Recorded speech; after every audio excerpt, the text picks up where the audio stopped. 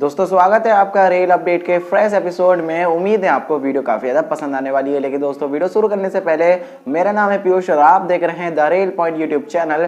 अगर आपने अभी तक चैनल को सब्सक्राइब नहीं किया है तो कर सकते हैं, क्योंकि यहाँ पर आपको रेल न्यूज़ की जो वीडियोज़ है वो मिलती रहती है। बेसिकली मैं डेली अपलोड करता हूँ, बट कभी कभी कुछ प्रॉब्लम्स आ जाती हैं जिसकी वजह से वीडियो अपलोड नहीं होती है। तो फिलहाल फिर से वीडियो को शुरू कर लेते हैं, जिससे हमेशा वीडियो आपको मिलती है। और पहली अपडेट के बारे में बात कर लेते हैं। आती है कुछ ट्रेन को लेकर जो ये आपको मिलने वाली हैं, जिसमें पहली ट्रेन के बारे में बात करते हैं तो यह है 11:67 और 11:68 ट्रेन नंबर के साथ चलने वाली साकेत एक्सप्रेस ट्रेन। तो ये जो ट्रेन है ये आपको 18 अक्टूबर से देखने को मिल जाएगी। तो आप इस ट्रेन में जो टिकट है वो करा सकते हैं। इसकी जो बुकिंग है वो शुरू हो चुकी है। तो ये भी एक काफ़ी अच्छी अपडेट निकल कर आती है। इसी तरीके से दोस्तों एक और ट्रेन जो कि 121-83 और 121-84 ट्रेन नंबर के साथ चलती है, और ये ट्रेन फैजाबाद और लोकमान्य तिलक टर्मिनस के बीच में ऑपरेट की जाती है। ये ट्रेन भी आपको जल्द ही देखने को मिल जाएगी। ये ट्रेन 31 अक्टूबर से चलाई जाएगी। तो 31 अक्टूबर से इसका जो ऑपरेशन है वो फिर से शुरू होना है। तो ये जो ट्रेन है आपको अगर सीट्स नहीं मिल रही थी तो बेसिकली इसमें आपको देखने को मिल सकती है। अभी बुकिंग ओपन नहीं हुई है, बट आप इसके लिए तैयार रह सकते हैं। जैसी ओपन हो आप जो टिकट है वो करा सकते हैं। इसी तरीके से आपको एक और ट्रेन जो कि 125-39 और 125-40 ट्रेन नंबर के साथ चलती है, और ये है लखनऊ और यशवंतपुर के बीच चलने वाली एक सुपरफास्ट एक्सप्रेस ट्रेन, जिसको वाया विजयवाड़ा ऑपरेट किया जाता है। तो ये भी ट्रेन आपको 21 अक्टूबर से देखने को मिल जाएगी। तो ये जो 3 ट्रेनें हैं ये बहुत ही जल्द चलने वाली हैं, जिसमें पहली 18 अक्टूबर वाली यानी कि साकेत तो और भी जल्दी। तो आप इन ट्रेनों का जो टिकट है वो करा सकते हैं। ये जो ट्रेनें हैं आपको अब मिल जाएंगी। दोस्तों नेक्स्ट अपडेट के बारे में बात करते हैं। आती है नागपुर और छिंदवाड़ा रेल सेक्शन को लेकर। यहाँ पर जो ब्रॉड गेज था वो काम हो गया था। मैंने ब्रॉड गेज के ऊपर जो CRS इंस्पेक्शन हुए थे उसके बारे में अपडेट दी थी, लेकिन इसके बावजूद भी अगस्त में इंस्पेक्शन हो गए थे और आज अक्टूबर आ चुका है, लेकिन अभी भी यहाँ पर गुड्स ट्रेनों का जो संचालन है वो शुरू नहीं हो पाया है। तो फिलहाल अभी बताया जाता है आने वाले 1 हफ्ते के अंदर अंदर गुड्स ट्रेनों का जो संचालन है वो होने जा रहा है, और 4 महीने तक यहाँ पर गुड्स ट्रेनें ही चलने वाली हैं। उसके बाद ही यहाँ पर जो पैसेंजर ट्रेनें हैं वो चलेंगी। तो ये एक अपडेट निकल कर आती है इस सेक्शन को लेकर। दोस्तों नेक्स्ट अपडेट के बारे में बात करते हैं लखनऊ और कानपुर रेल सेक्शन को लेकर। लखनऊ कानपुर रेल सेक्शन पर अभी 110 की मैक्सिमम स्पीड है, लेकिन ये जल्दी आपको 130 kmph देखने को मिल जाएगी, क्योंकि इसके लिए जो सिग्नलिंग वगैरह है वो ठीक की जा रही है। मैंने आपको अपनी पुरानी अपडेटों में बताया था यहाँ पर जो OHE वायर है उसको भी ठीक किया जा रहा था। तो उसी के चलते अभी यहाँ पर जो सिग्नलिंग है उसको मॉडिफाई किया जा रहा है। उन्नाव पर जो मॉडिफिकेशन है वो चल रहे हैं। तो ये काफ़ी अच्छी अपडेट निकल कर आती है। बताया जाता है कि सितंबर 2021 तक आपको 130 की स्पीड देखने को मिल जाएगी। मतलब साफ बात यही है, जो वेब 5 बनाया है नया तेजस वाला, वो आपको 130 देखने को मिलेगा एंड टू एंड। और चूंकि वो होगा मतलब एक्सेलरेशन डी एक्सेलरेशन उसका अच्छा होगा, क्योंकि वो पुश एंड पुल टेक्निक पर चलता है, जिसके चलते जो तेजस है वो और भी कम समय लगाने वाली है।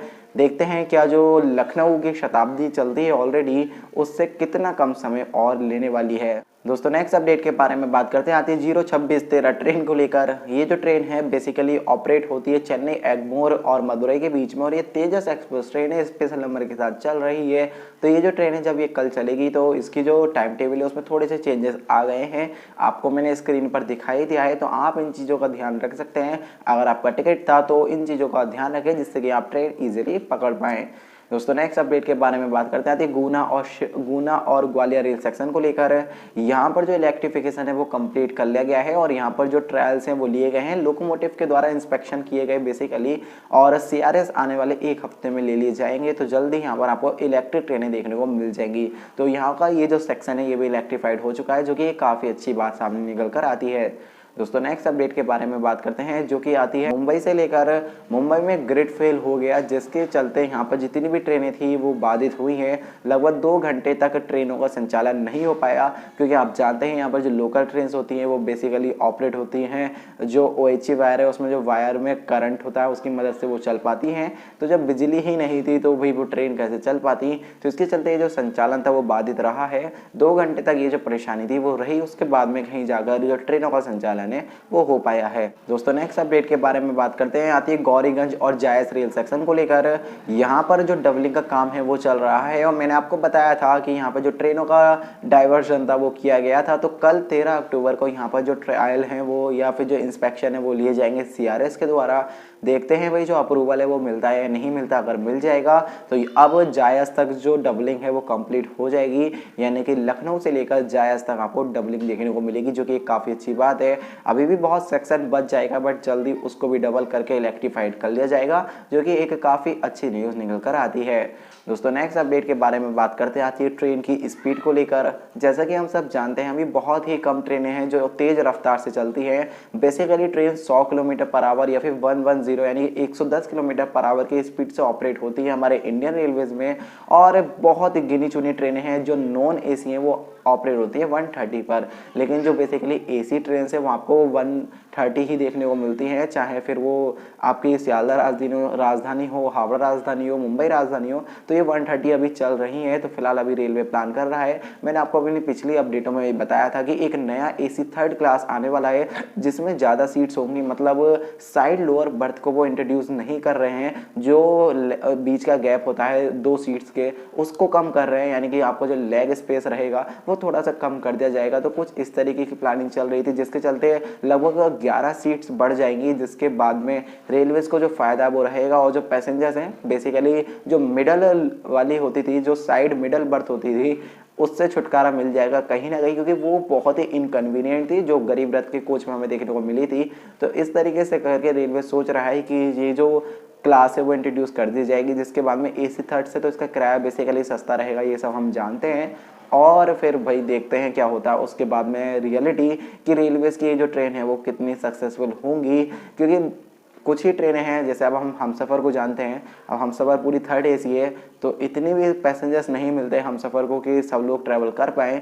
तो रेलवेज़ का क्या प्लान चल रहा है वो तो देखते हैं। फिलहाल वो ट्रेनें 130 चलेंगी, ये बात कंफर्म है। और मुझे अब यही फील आ रहा है कि जो ट्रेनें अभी नॉन एसी कोचेस के साथ भी चलती हैं, यानी जिसमें एसी और नॉन एसी दोनों मिक्सड है, वो 130 ना हो, जो हो गई है वही रहें, और रेलवेज़ आगे प्लान ना करे जो ये नया कोच है वो लाए। बाकी आपका क्या है मानना मुझे कमेंट सेक्शन में बता सकते हैं, लेकिन मेरा यही मानना है कि अब रेलवेज़ जो एसी क्लास है बस उन्हीं पर फोकस करके उनको 130 कर देगा, बाकी जो ऑलरेडी 110 चल रही है उनको ऐसे ही रहने देगा। दोस्तों नेक्स्ट अपडेट के बारे में बात करते हैं आती हिमालय क्वीन एक्सप्रेस ट्रेन को लेकर, जिसको शिमला और कालका के बीच ऑपरेट किया जाता है। तो ये जो ट्रेन है 15 अक्टूबर से फाइनली चलने वाली है, जो कि एक काफ़ी अच्छी बात हम कह सकते हैं, क्योंकि बहुत समय से मतलब रेलवेज़ को इंतजार था कि वो कैसे न कैसे इस सेक्शन पर ट्रेन चलाए।